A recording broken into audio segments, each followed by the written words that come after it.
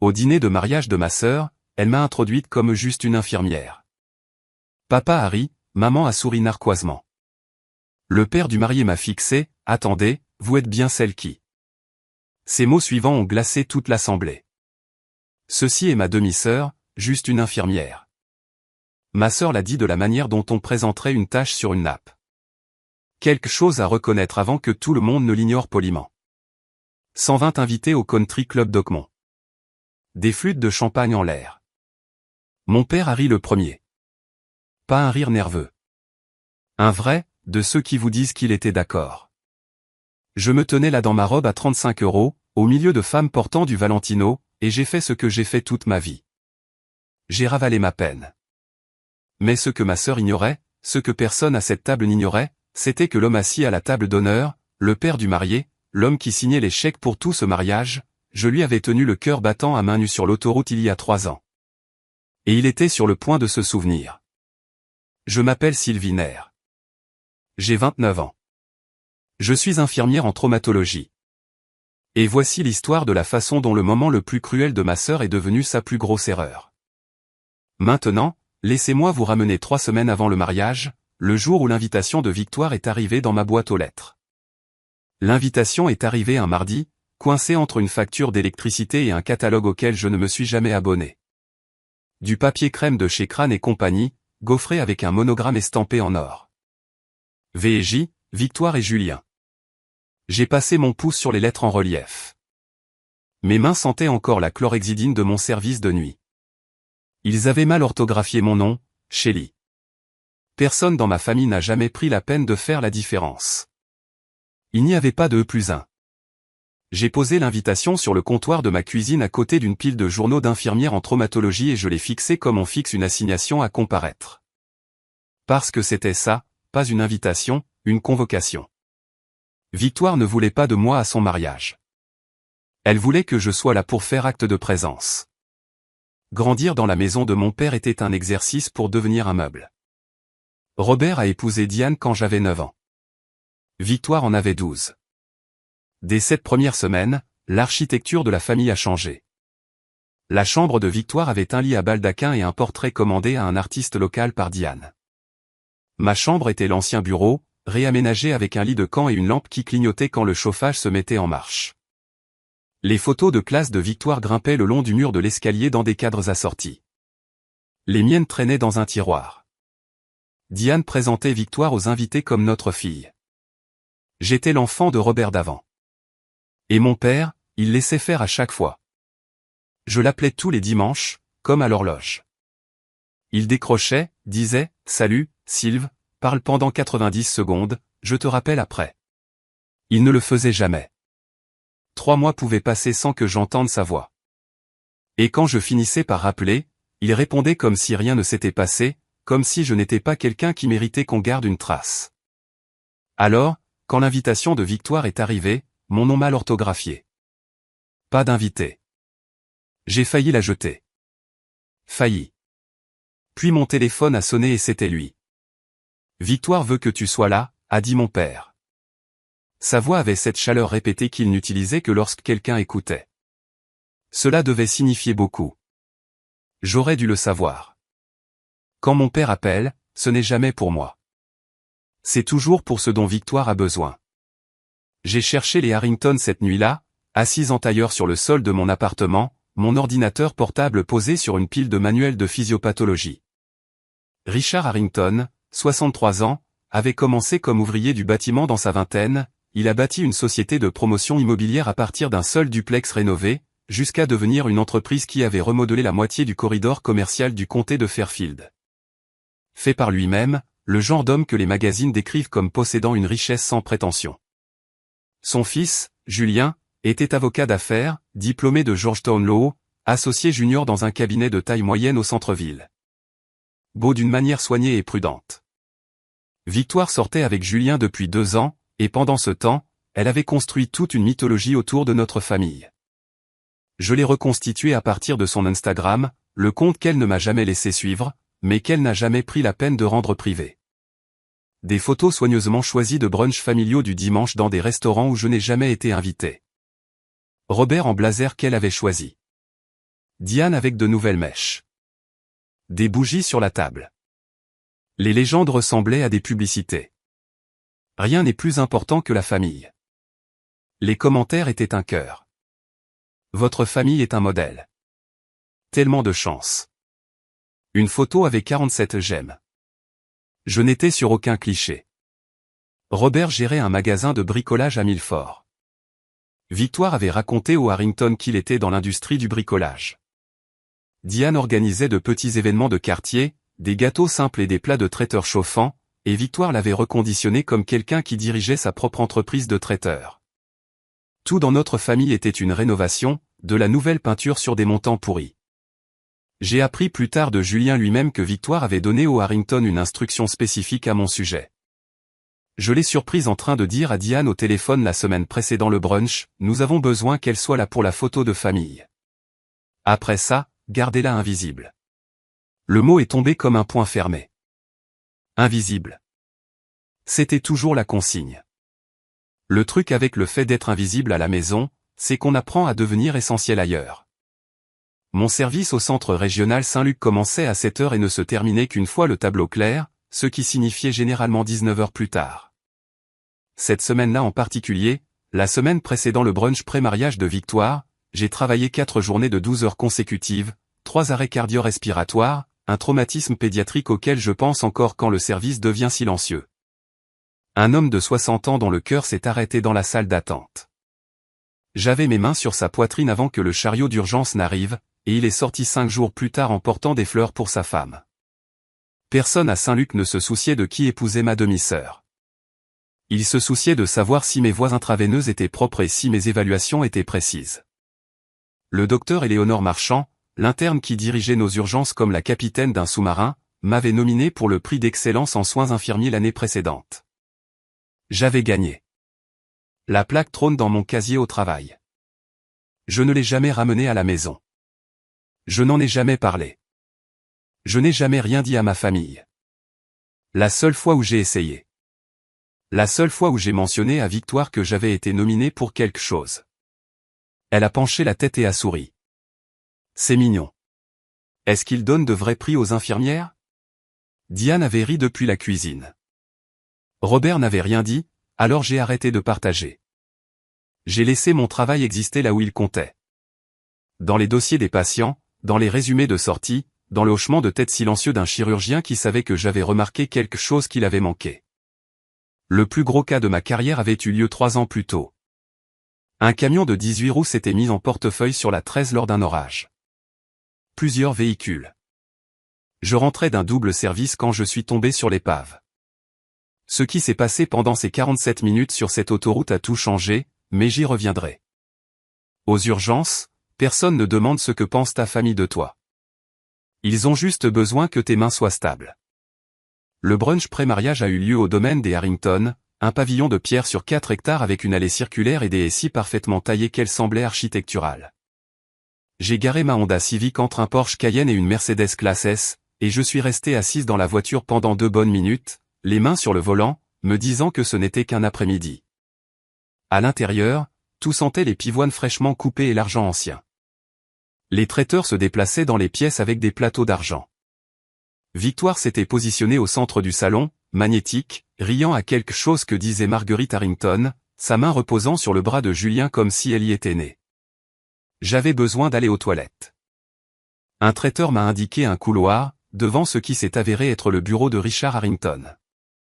La porte était ouverte. Je ne voulais pas m'arrêter, mais les murs m'ont retenu. Des bibliothèques du sol au plafond, un bureau en bois de cerisier avec une carafe de quelque chose d'ambré. Macallan, j'apprendrai plus tard que c'était une bouteille de 18 ans. Les trophées professionnels encadrés tapissaient les étagères, et au centre, bénéficiant de plus de prominence que n'importe quel mémorial de contrat ou plaque de l'industrie, se trouvait une photographie. Un homme dans un lit d'hôpital, tubulure d'oxygène, des ecchymoses sur la mâchoire. À côté du cadre, une petite carte manuscrite qui disait « À l'ange de la 13 ». À côté, un article de journal découpé du registre du comté de Fairfield. Le titre « Homme d'affaires local survit à un horrible accident d'autoroute grâce à une infirmière hors service ». J'ai regardé la photo. Le visage de l'homme était gonflé, à moitié couvert de gaz. Je ne le reconnaissais pas. Je traite des centaines de patients par an et 3 ans, c'est long. Les visages se brouillent, les détails se dissolvent. J'ai jeté un coup d'œil à l'article sans lire au-delà du titre. Puis Richard Harrington est entré derrière moi. C'est mon 2e anniversaire, a-t-il dit, faisant un signe de tête vers la photo. Le jour où quelqu'un m'a rendu ma vie. J'ai souri poliment. C'est incroyable. Il m'a regardé, a maintenu le regard un peu plus longtemps que ce qui était confortable. Puis Marguerite l'a appelé du couloir et le moment s'est brisé. Victoire est apparue à mon coude. Arrête d'embêter monsieur Harrington, a-t-elle sifflé. Viens. Elle m'a tiré loin avant que je puisse dire un autre mot. Les présentations du brunch ont eu lieu dans le jardin sous une pergola chargée de glycine. Victoire s'y déplaçait comme une attachée de presse, posée, efficace, chaque phrase polie jusqu'à briller. Ma mère, Diane, elle dirigeait sa propre entreprise de traiteur avant de prendre sa retraite. Diane rayonnait. Richard a hoché la tête, impressionné. Mon beau-père, Robert, il est dans l'industrie du bricolage depuis plus de 20 ans. Robert a redressé son blazer emprunté et a serré la main de Richard trop fermement. Puis Victoire est passée au groupe d'invités suivant sans s'arrêter. Elle m'a complètement ignoré. J'étais à 1 mètre, tenant un verre d'eau gazeuse, et elle a tourné son corps comme si j'étais un pilier. Marguerite Harrington l'a remarqué. Elle m'a tendu la main. Et qui est-ce? Le sourire de Victoire s'est serré à peine. De la façon dont un point de suture tire avant de se déchirer. Oh, c'est Sylvie. Elle est dans le coin. Marguerite m'a regardé avec une curiosité sincère. Que faites-vous, Sylvie? Avant que je puisse répondre, Victoire s'est penchée. Elle travaille à l'hôpital, d'une certaine manière. J'ai croisé le regard de Marguerite. Je suis infirmière diplômée au service des urgences du Centre régional Saint-Luc. Les sourcils de Marguerite se sont levés. Ah, ça doit être incroyablement exigeant.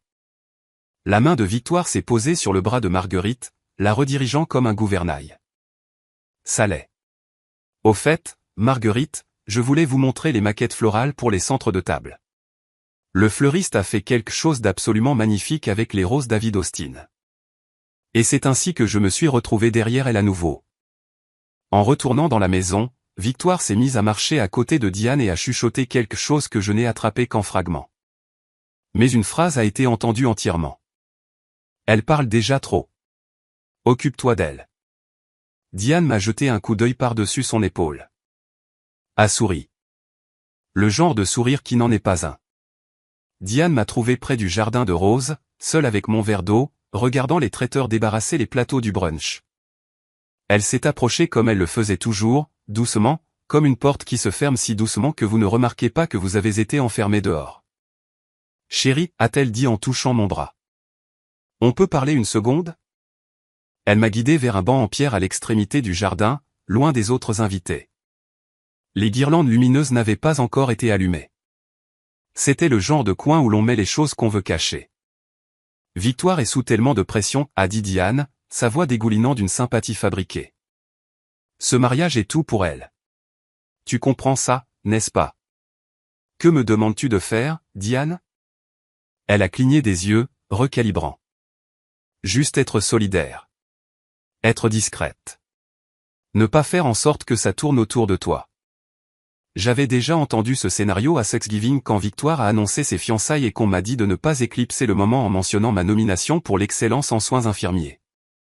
Au 60e anniversaire de Robert, quand Diane a suggéré que je fasse une apparition rapide pour que le photographe puisse avoir juste la famille proche.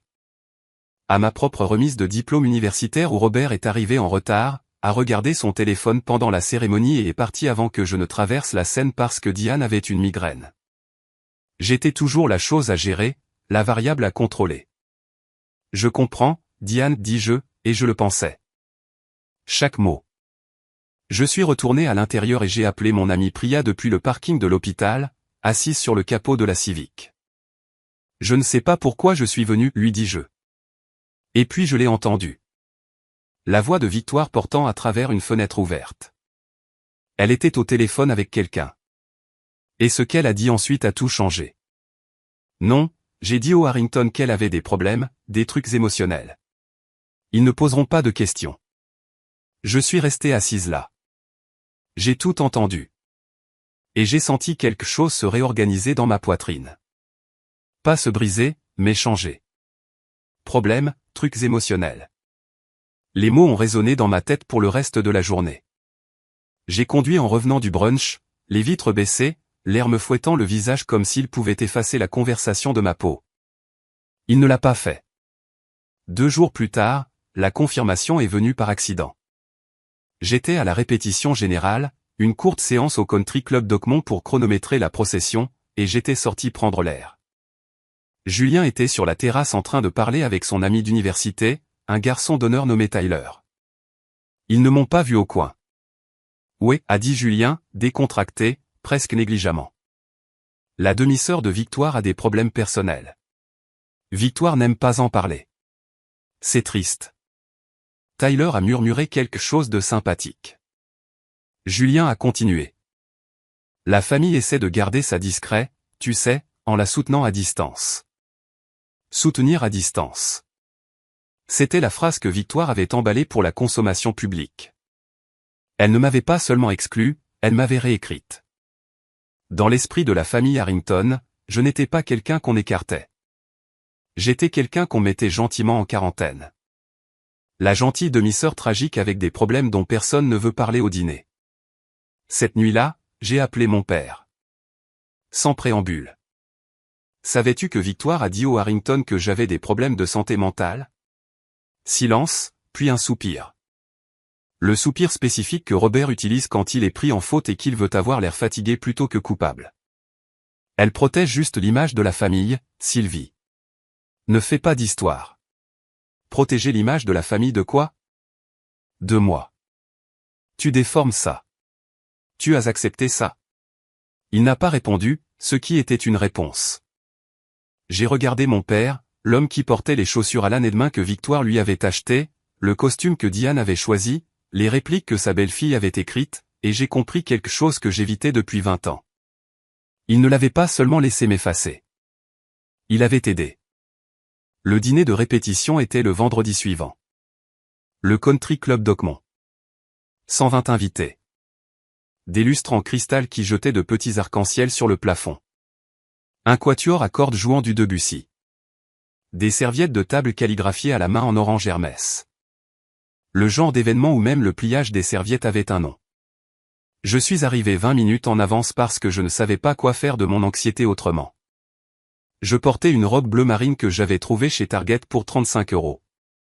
Simple, lignes épurées, aucun bijou à part les boucles d'oreilles en perles de ma mère, 2 petits clous lumineux qu'elle portait tous les jours jusqu'à ce que le cancer l'emporte quand j'avais 7 ans. C'étaient les seules choses qui me restaient d'elle. Le plan de table était monté sur un chevalet près de l'entrée, encadré d'or. J'ai retrouvé mon nom mal orthographié à nouveau, table 14, la dernière table, la plus proche des portes de la cuisine. J'allais m'asseoir avec la babysitter, un collègue éloigné de Diane, et une chaise vide. Victoire avait été minutieuse. Je suis entré seul. Les femmes en Valentino et Cartier se déplaçaient autour de moi comme l'eau autour d'une pierre. Diane m'a repéré de l'autre côté de la salle et a fait un rapide balayage. De la tête aux pieds, 3 secondes chrono. Puis elle s'est penchée vers Victoire et a murmuré quelque chose. Victoire a jeté un coup d'œil par-dessus son épaule, m'a regardé, et s'est détournée. J'ai lu sur ses lèvres. 2 mots, elle va bien. Signifiant, elle est assez quelconque pour ne pas causer de problème. Je me suis assise à la table 14, et déplié ma serviette, regardé le menu. Cabillaud et bar, crème brûlée rôtie. Chaque plat coûtait probablement plus que ce que je gagnais en 3 quarts de travail. Victoire est montée sur scène 20 minutes plus tard, micro à la main, incrusté de cristaux, loué pour l'occasion. La salle s'est tue, puis elle a commencé les présentations. Je savais ce qui allait arriver. Ce que je ne savais pas, c'était qui regardait. Victoire a commencé par Diane. Ma mère, la femme qui m'a tout appris sur la grâce et la résilience. La salle a applaudi.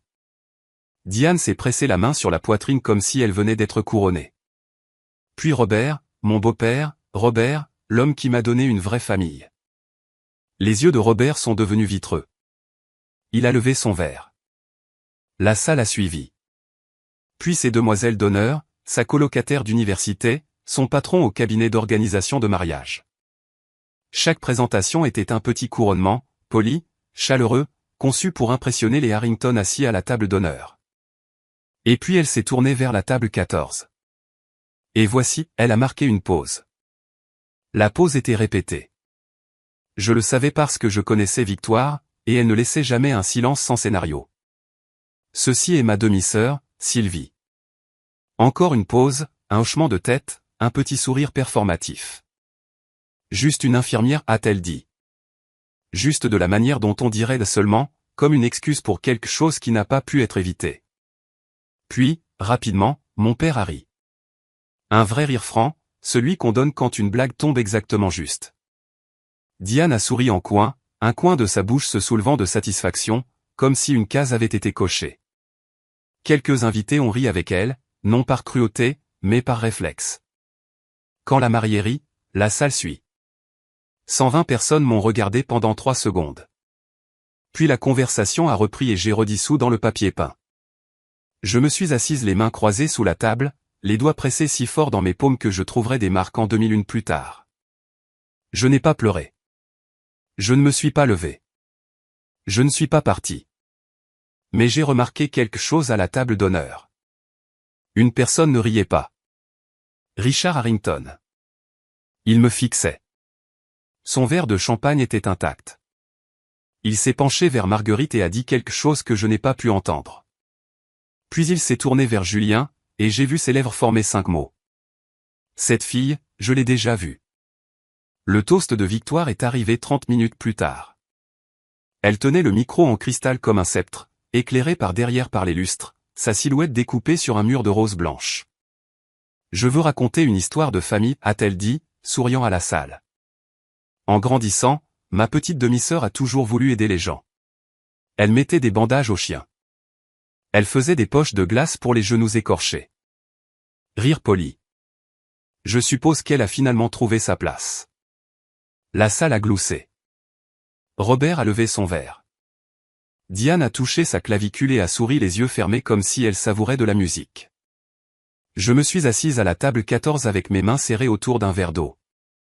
La babysitter à côté de moi, une étudiante de première année nommée Grace, m'a regardé de côté avec l'expression que les gens portent quand ils savent qu'ils sont témoins de quelque chose de laid et qu'ils ne veulent pas s'impliquer. Après le toast, une femme du côté de Victoire s'est approchée de ma table. Blonde, la quarantaine, bague cocktail à 3 doigts. Alors, vous êtes la demi-sœur. Que faites-vous? Je vide des bassins de lit, a-t-elle ri de sa propre blague avant que je puisse répondre. Je l'ai regardée. Entre autres choses, mardi dernier, j'ai assisté à une thoracotomie d'urgence. Nous avons ouvert la poitrine d'un homme dans la salle de traumatologie et réparé un ventricule lacéré. Il a survécu. Le sourire de la femme s'est effondré. Elle a ouvert la bouche, n'a rien trouvé, et s'est excusée. Victoire s'est matérialisée en quelques secondes. Sylvie, n'ennuie pas les gens avec des histoires de travail. Je n'ai rien dit. Je n'en avais pas besoin. Le silence après le mot survécu avait fait le travail pour moi. Mais de l'autre côté de la salle, j'ai remarqué quelque chose changer. Julien, debout près du bar, regardait ses fiançailles avec une expression que je ne lui avais jamais vue auparavant. Un léger pli entre ses sourcils. Le début d'une question qu'il ne savait pas encore comment poser. Victoire m'a coincé dans les toilettes 1 heure plus tard. Comptoir en marbre blanc. Distributeur de savon Aesop, serviette en lin monogrammée pliée en éventail. Elle a fermé la porte derrière elle et le bruit a été très définitif. Écoute-moi, sa voix était plate et claire, dépouillée de la performance qu'elle portait en public. Demain, c'est mon mariage. Mon mariage. Tu vas t'asseoir. Tu vas sourire. Tu ne diras rien. Ne parle pas au Harrington. Ne parle pas de ton travail. Ne parle pas. Point. J'ai croisé son regard dans le miroir encadré d'or. Pourquoi leur as-tu dit que j'avais des problèmes de santé mentale, Victoire? Elle n'a pas scié. N'a pas nié. Je leur ai dit ce qu'ils avaient besoin d'entendre. J'ai géré le récit. Tu penses que les Harrington accepteraient cette famille telle qu'elle, un gérant de magasin de bricolage et une infirmière? Elle a dit une infirmière comme on pourrait dire l'éruption cutanée. Je construis quelque chose ici. Ce mariage est le jour le plus important de ma vie. Ne le détruis pas. Tu me demandes de prétendre que je n'existe pas. Je te demande de connaître ta place. Connais ta place. 3 mots. Les mêmes 3 mots que ma famille me disait de différentes manières depuis 20 ans à travers des chaises vides, des noms mal orthographiés, des costumes empruntés et des photocopies. Victoire était juste la première à les dire à voix haute. La porte s'est ouverte. Le visage de Diane est apparu, lisse et alerte. Tout va bien ici? Juste des trucs de sœur, a dit Victoire légèrement. Elle a lissé sa robe, ajusté son bracelet d'avilurement, emprunté, je le savais, à une cliente. Diane a souri et a refermé la porte, scellant la conversation comme une lettre qu'elle avait co-signée. Je suis resté dans ces toilettes, entouré de marbre et de monogrammes, dans un espace qui coûtait plus que mon loyer mensuel. Et j'ai pris une décision. Je ne savais pas sous quelle forme elle prendrait. Je savais seulement que demain, pour la première fois, je n'allais pas être silencieuse. J'ai quitté le dîner de répétition tôt. Personne n'a remarqué. Je me suis assise dans ma Civic sur le parking du Country Club d'Oakmont, coincé entre un Porsche Macan et un Range Rover noir, moteur éteint et main sur le volant. Le porte-clés avec l'inscription infirmière diplômée, un cadeau de l'équipe des urgences après ma première année, a attrapé la lumière de la rue et a projeté un minuscule reflet sur le tableau de bord. Je pourrais rentrer chez moi. Je pourrais manquer le mariage. Je pourrais laisser Victoire avoir sa journée parfaite et retourner aux urgences où les gens avaient réellement besoin de moi, où mon nom était correctement orthographié sur chaque dossier que je signais. Personne dans cette salle de bal ne me manquerait. C'était tout le but de la table 14. J'ai appelé le docteur Éléonore Marchand. Elle a décroché à la 2e sonnerie. Elle le faisait toujours, même en dehors des heures de service, parce que c'était ça, Hélène. Ils t'ont appelé juste une infirmière. Sa voix était stable comme l'est un scalpel. Sylvie, tu as sauvé plus de vies en un an que la plupart des gens n'en sauvent en une vie. Ne laisse personne te rabaisser. J'ai regardé par les fenêtres du sol au plafond de la salle de bal. À l'intérieur, la fête continuait sans que personne ne me manque. Et puis j'ai vu Richard Harrington. Il était seul au bar, un verre à la main, regardant par la même fenêtre que moi. Pendant un instant, nos regards se sont croisés à travers la vitre, le parking et la distance entre ce que j'étais et ce qu'il pensait que j'étais. Puis mon téléphone a vibré. Un SMS d'un numéro que je ne reconnaissais pas. C'est Marguerite Harrington. J'ai eu votre numéro sur la liste des invités. Je voulais juste dire que je suis contente que vous soyez là demain. Richard vous demandait de vos nouvelles.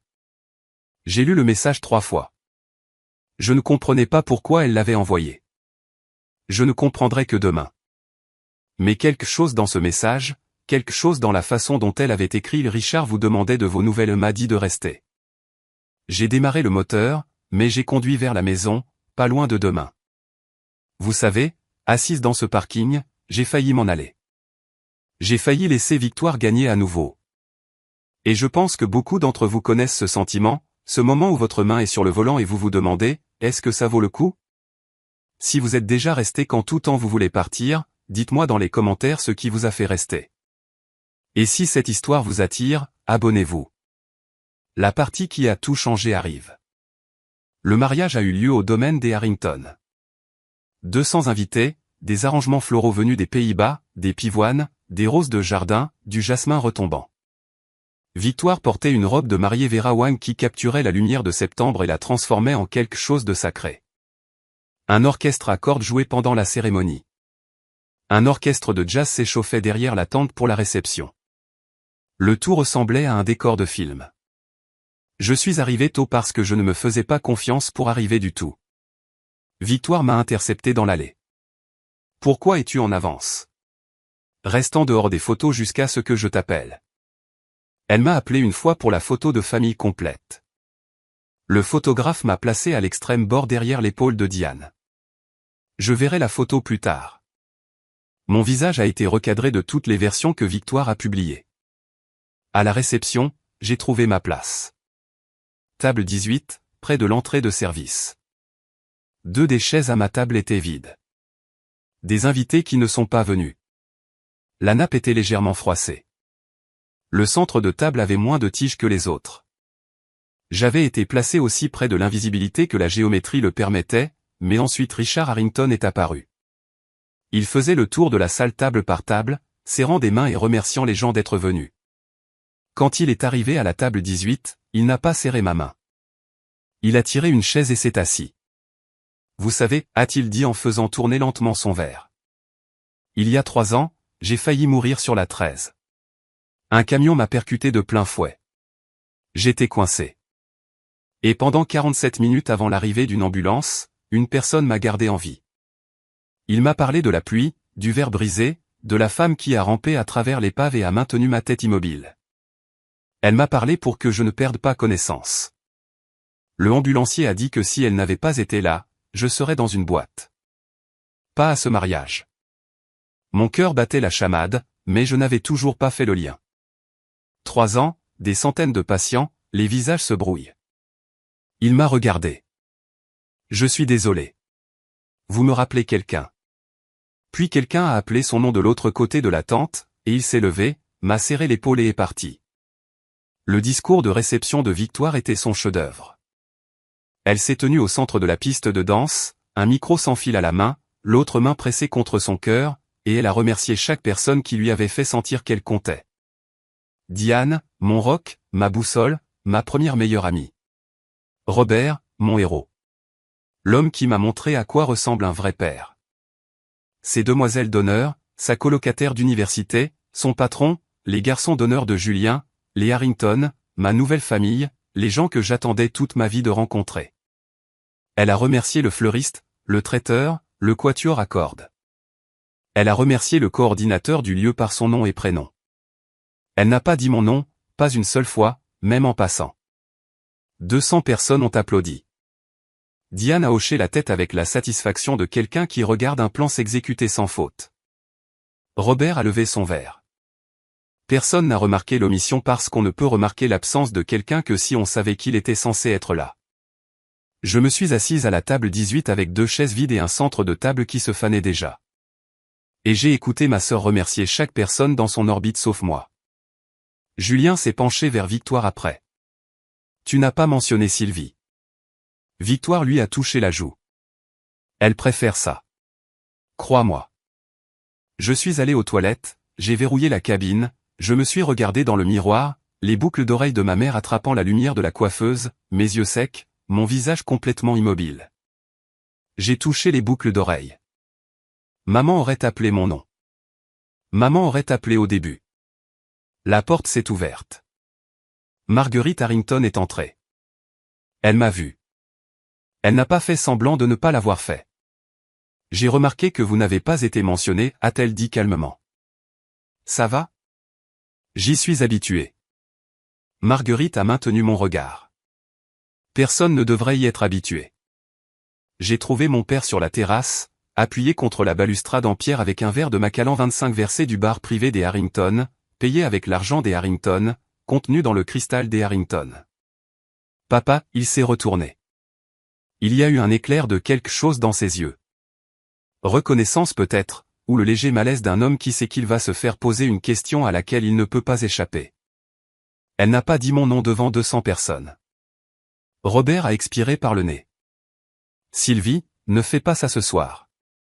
C'est le jour de Victoire. Quand est-ce que c'est mon jour, papa? Quand est-ce que ça a été mon jour?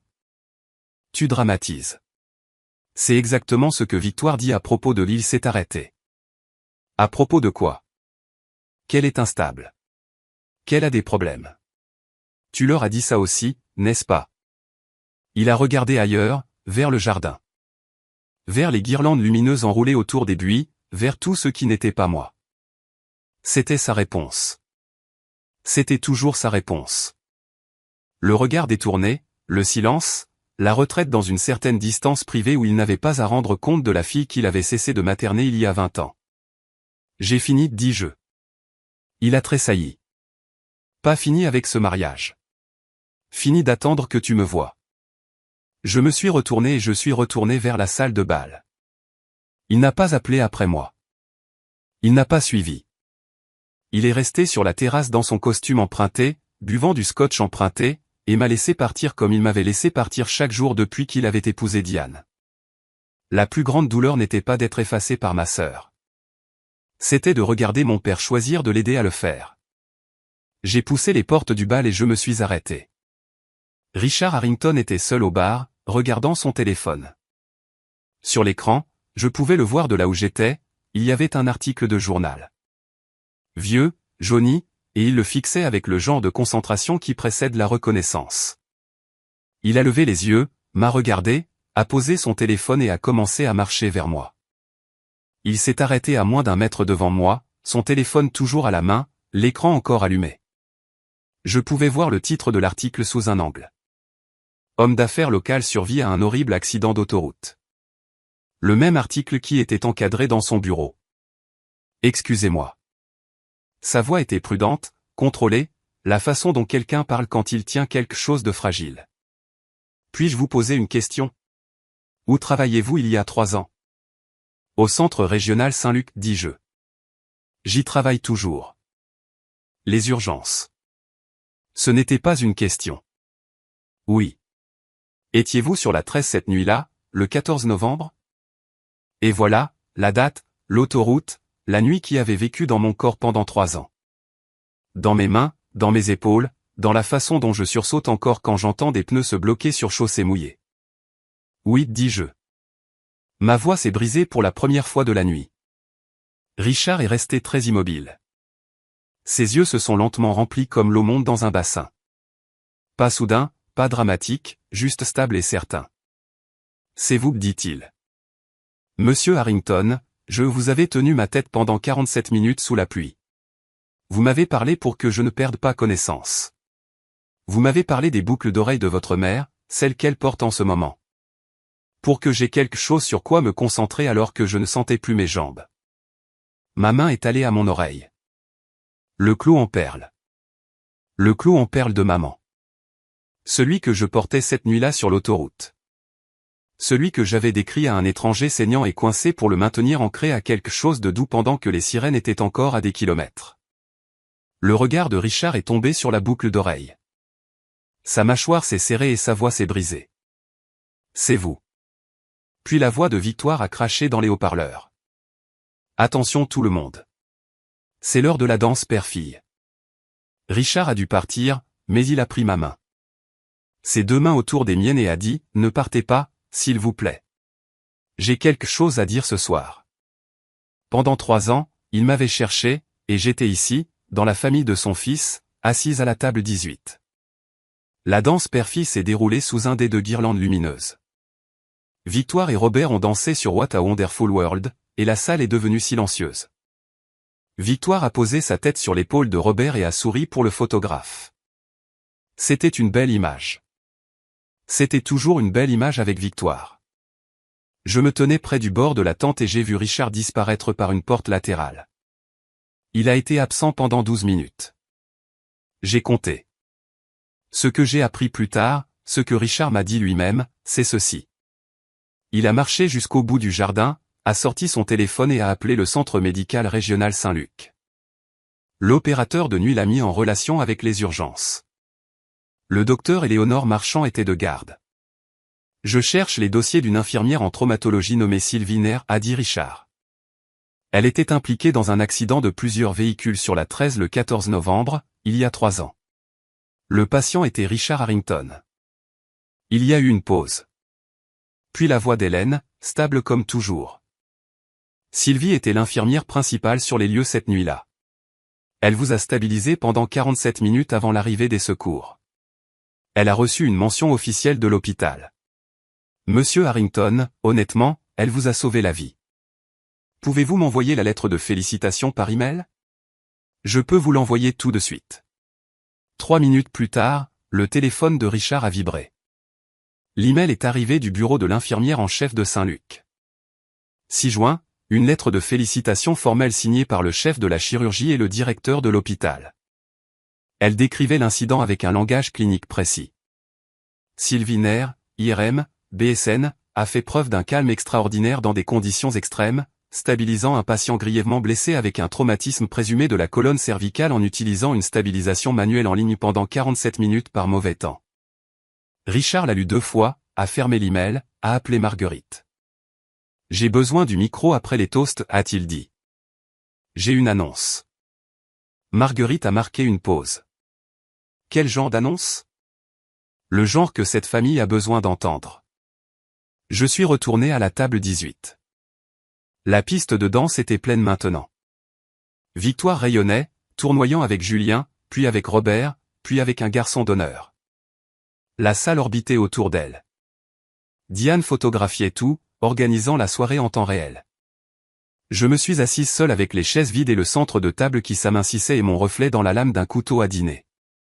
Les boucles d'oreilles en perles me regardaient en retour, 2 petits points de lumière dans toute cette obscurité.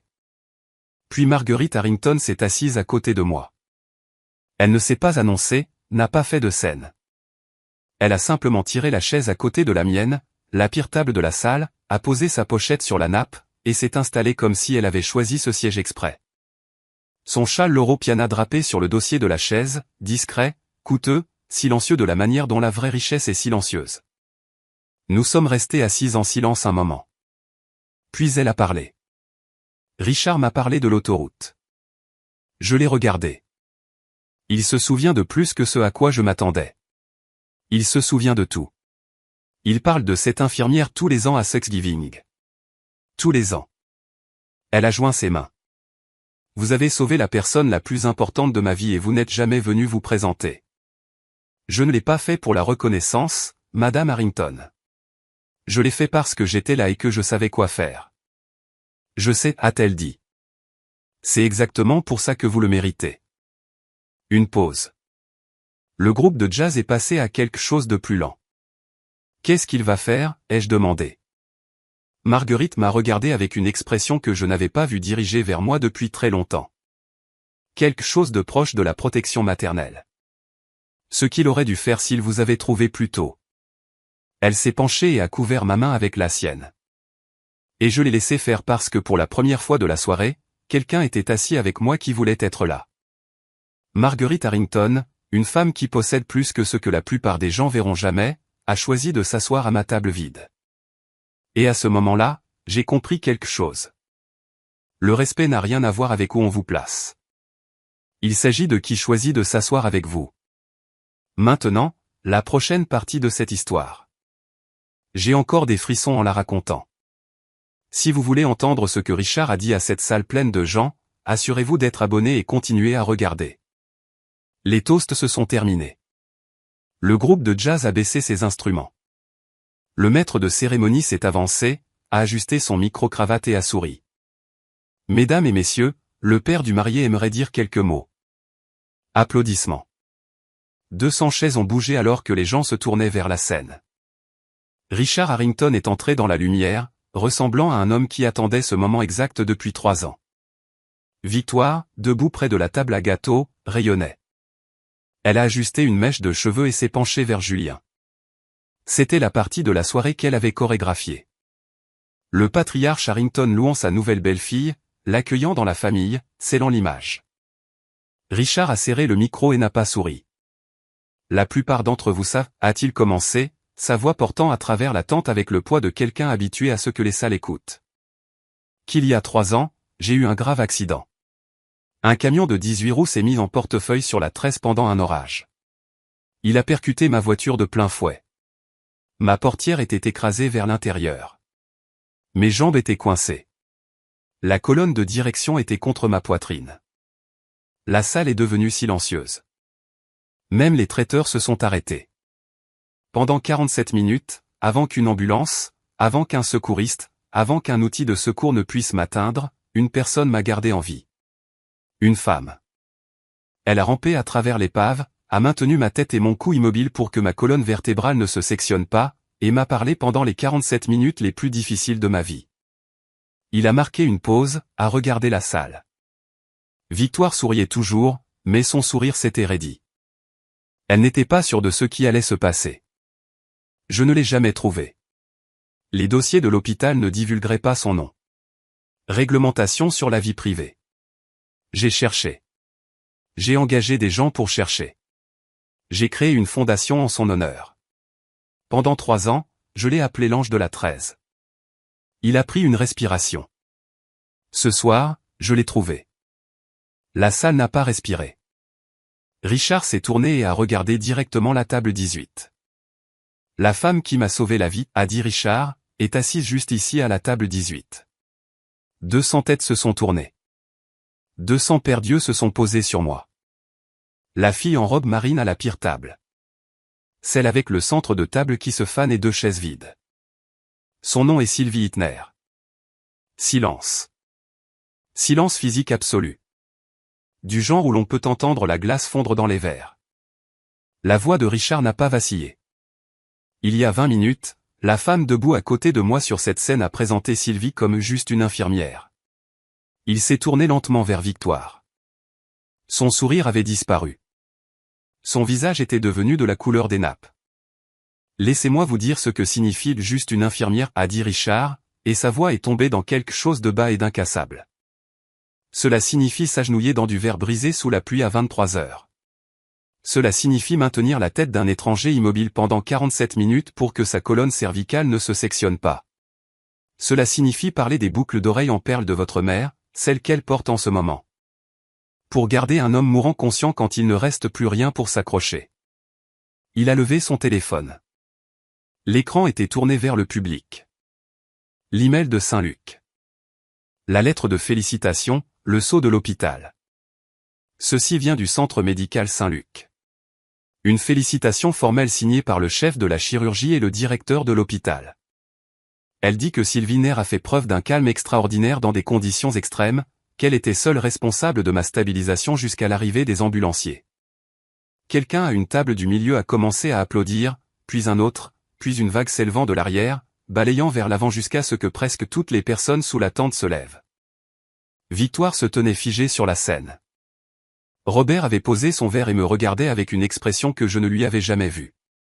Quelque chose entre la honte et l'admiration, comme s'il regardait un étranger qu'il aurait dû connaître. Julien s'est tourné vers Victoire. Sa voix était calme, mais dans le silence elle portait. Tu m'as dit qu'elle avait des problèmes de santé mentale. Tu m'as menti. L'ovation debout s'est transformée en un souffle retenu. Tous les yeux étaient rivés sur Victoire. Julien se tenait à 1 mètre d'elle, les bras le long du corps. As-tu dit à mes parents que Sylvie était mentalement instable? Les mains de Victoire ont frôlé son collier.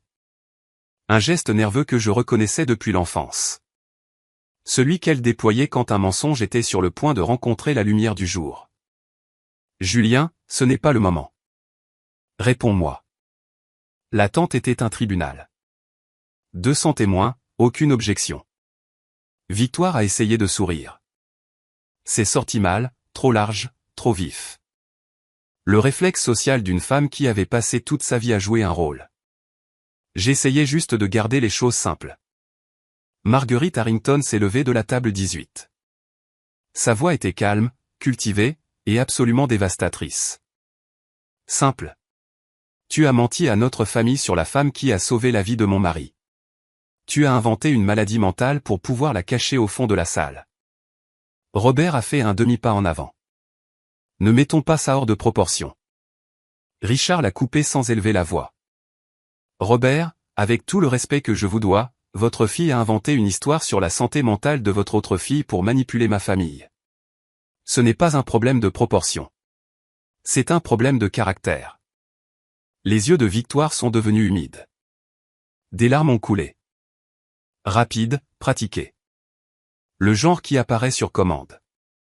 Diane s'est approchée d'elle, tendant la main.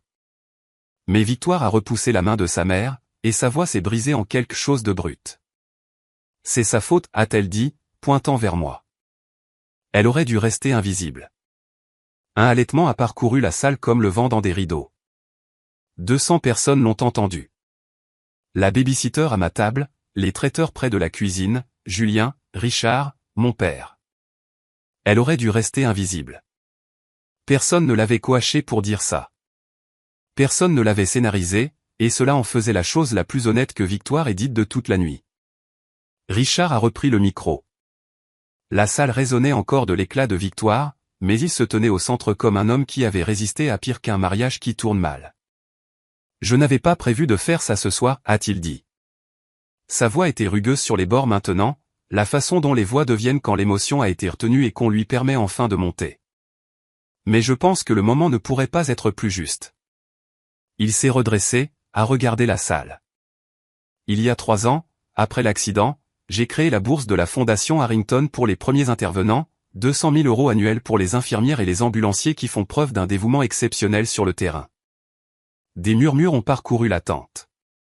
J'ai passé 3 ans à chercher la bonne personne pour recevoir le prix inaugural. Il a regardé à travers l'État, à travers le pays, examiné des dizaines de nominations. Il a secoué lentement la tête, et elle était là, à la table 18, dans une robe à 35 €. Il est descendu de la scène. Le projecteur l'a suivi, la même lumière qui avait illuminé la robe Vera Wang de Victoire à 12 000 €, traçait maintenant un homme de 63 ans marchant vers le fond de la salle. Il s'est arrêté à ma table, a tendu la main. Sylvie Nair, au nom de la Fondation Harrington, je voudrais vous inviter officiellement en tant que première récipiendaire de cette bourse.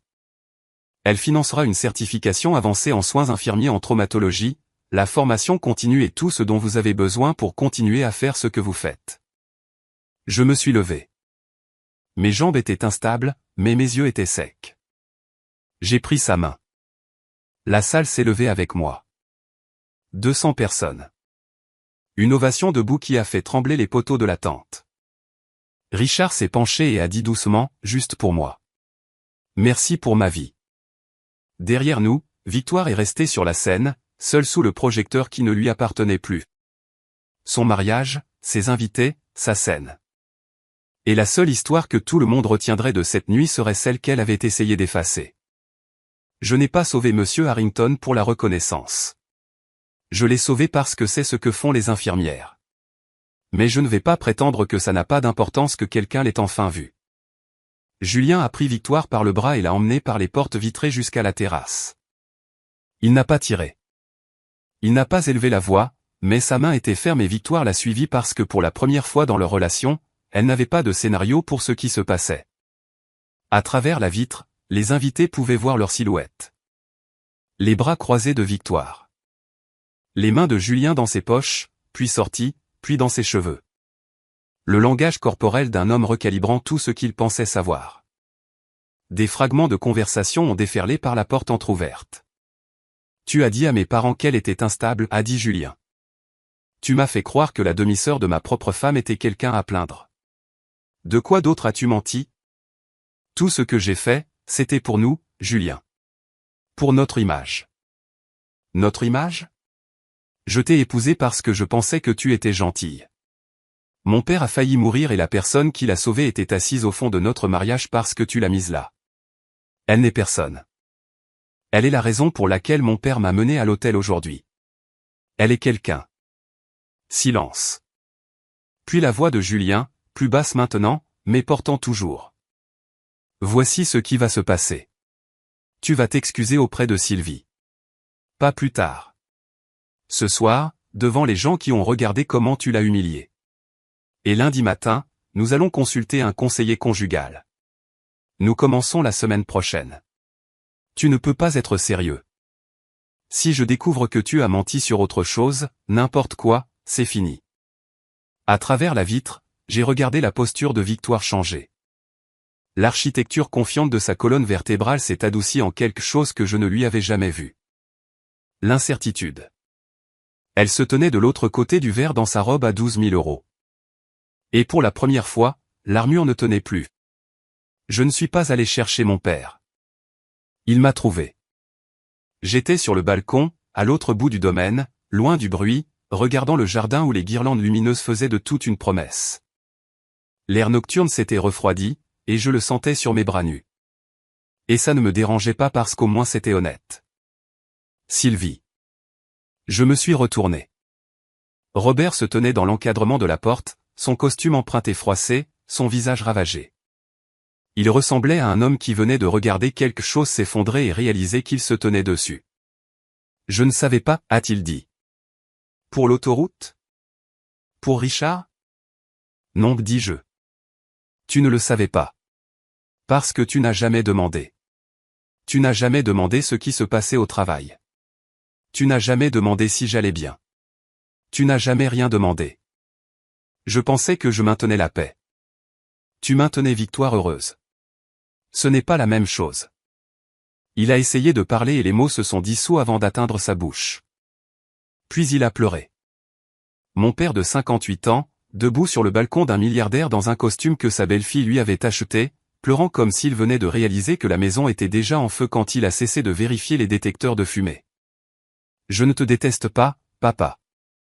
Je t'attends juste de me voir. Je me suis retourné et je suis retourné à l'intérieur. Il ne m'a pas appelé.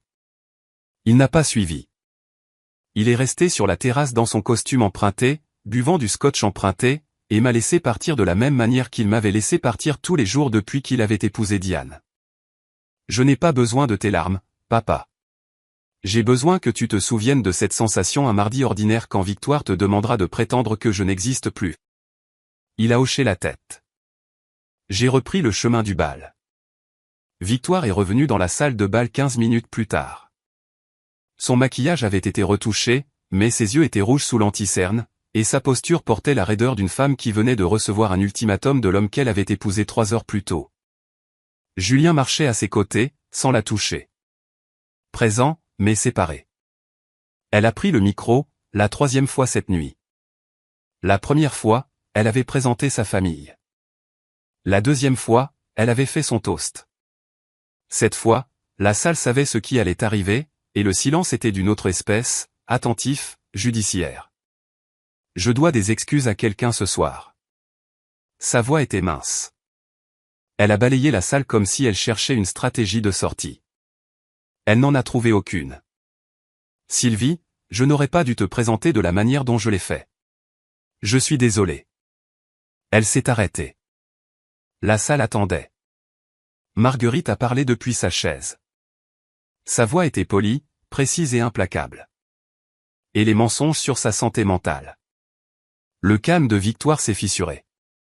Une fracture visible comme un cheveu dans la porcelaine. J'ai dit au Harrington des choses sur Sylvie qui n'étaient pas vraies. Je suis désolé pour ça aussi. L'excuse est tombée dans la tente comme une pièce de monnaie tombée dans une cathédrale. Petite, dure, résonnante. Ce n'était pas suffisant, et tout le monde le savait. Mais c'était ce qu'une nuit pouvait arracher. Je ne suis pas allé sur scène. Je ne l'ai pas serré dans mes bras. Je n'ai pas dit « je te pardonne ». Parce que le pardon n'est pas un réflexe. C'est une décision qui mérite du temps. J'ai croisé son regard à travers la salle et j'ai hoché la tête une fois. C'était tout. Julien s'est penché vers le micro. Sylvie, ma famille vous doit plus que des excuses, et nous avons l'intention de vous le montrer. Victoire se tenait à côté de son nouveau mari, entendant son propre mariage être réécrit en temps réel. Et pour la première fois de sa vie, elle n'avait aucun contrôle sur l'histoire. Elle s'est excusée avec le même micro qu'elle avait utilisé pour m'humilier. Je n'avais pas besoin de l'entendre dire qu'elle était désolée. J'avais besoin qu'elle s'entende le dire. La réception a continué parce que les mariages ont un élan même lorsque le sol tremble sous eux. Le groupe de jazz jouait, les invités dansaient, le gâteau a été coupé, mais l'énergie dans la salle avait changé. Pas aigre exactement, mais honnête. Les gens parlaient plus doucement. Les rires venaient par petites doses. Richard m'a trouvé dans le jardin, assise sur un banc en pierre près du magnolia où la cérémonie avait eu lieu des heures plus tôt. Les chaises avaient déjà été débarrassées. Le tapis de l'allée avait disparu. Il ne restait que de l'herbe et des lanternes maintenant. Il s'est assis à côté de moi et a fouillé dans sa veste. Je veux vous montrer quelque chose. De son portefeuille, cuir marron usé craquelé au pli. Il en a sorti un petit morceau de papier plissé. Il l'a déplié soigneusement, de la manière dont on manipule quelque chose qu'on a porté trop longtemps pour le traiter brutalement. C'était un relevé médical imprimé et en haut, dans une police dactylographiée, il y avait infirmière Nair. J'ai porté votre nom dans mon portefeuille tous les jours pendant 3 ans, a-t-il dit. Je ne connaissais pas votre visage. Je ne connaissais pas votre voix, mais je connaissais votre nom et je savais que j'étais en vie grâce à lui. J'ai regardé le papier, usé, doux au pli, l'encre pâlissante. Il ne l'avait pas seulement gardé. il avait vécu avec. Quand cette femme a dit « juste une infirmière ce soir », va-t-il continuer, j'ai voulu me lever sur le champ. J'ai voulu renverser toute la salle, mais j'avais besoin d'être sûr d'abord. Pourquoi est-ce important pour vous? J'ai demandé. Après 3 ans, il m'a regardé avec la clarté absolue d'un homme à qui l'on a donné une seconde vie et qui a passé chaque jour à essayer de la mériter. Parce que personne ne réduit la personne qui m'a sauvé la vie à une simple blague. Il m'a tendu une carte de visite, Fondation Harrington, un numéro de téléphone, un nom. C'est réel. La bourse est réelle. Appelez ce numéro lundi. Et Sylvie, si jamais vous avez besoin de quoi que ce soit, n'importe quoi. J'ai pris la carte et j'ai tenu le morceau de papier usé avec mon nom dessus, et j'ai laissé 3 années de silence signifier quelque chose. Une semaine plus tard, la poussière s'est déposée en quelque chose de mesurable. La Fondation Harrington a appelé lundi matin, 9 heures précises. Une femme nommée Claire du bureau des subventions m'a expliqué les détails. 200 000 € destinés à une certification avancée en soins infirmiers en traumatologie via Johns Hopkins, plus des crédits de formation continue, plus une allocation pour les voyages de conférences. Les documents prendraient 2 semaines. L'annonce serait publiée sur le site web de la Fondation. Mon nom, correctement orthographié, serait listé comme première récipiendaire. J'ai signé les formulaires à la table de ma cuisine en tenue de travail avant un quart de 12 heures. Victoire et Julien ont commencé une thérapie de couple la même semaine. J'ai appris par Robert, qui avait soudainement développé la capacité de passer des appels téléphoniques, que les Harrington avaient mis des conditions à la maison qu'ils prévoyaient d'aider le couple à acheter. Pas de soutien financier avant que 6 mois de conseil ne soient terminés. Le cercle social de Victoire s'est contracté comme un point. Les amis des Harrington, les personnes qui comptaient vraiment dans le monde dans lequel Victoire essayait d'entrer, ont cessé de répondre à ses appels. Ses photos de mariage sur Instagram sont passées de 800 j'aime à peine une centaine.